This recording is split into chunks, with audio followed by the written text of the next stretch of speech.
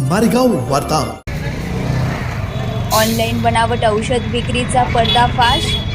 फ्लिपकार्टसह दिग्रसच्या औषध विक्रेत्यांवर गुन्हा। औषधाच्या नावाखाली मानवी आरोग्यास घातक ठरणारी बनावट औषधे ऑनलाईन विक्री करून सर्वसामान्यांच्या जीवाशी खेळणाऱ्या एका मोठ्या रॅकेटचा अन्न व औषध प्रशासनाने पर्दाफाश केला आहे। या प्रकरणी दिग्रस येथील औषध विक्रेता, सुरतचा पुरवठादार आणि नामांकित ई-कॉमर्स कंपनी फ्लिपकार्ट यांच्या विरुद्ध दिग्रस पोलिसात गुन्हा दाखल करण्यात आला आहे। या प्रकारामुळे औषध क्षेत्रात मोठी खळबळ उडाली आहे।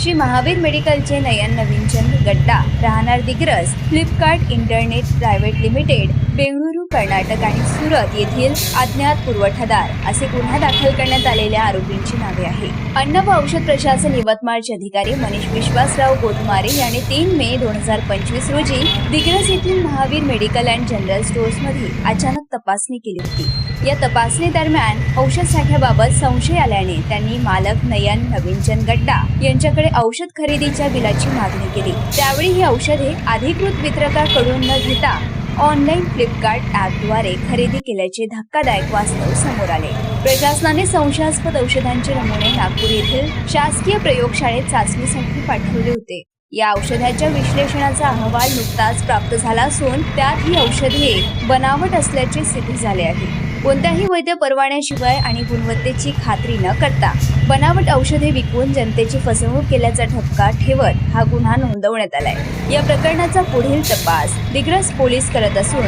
यामध्ये आणखी मोठी रॅकेट उघड होण्याची शक्यता वर्तवली जात आहे।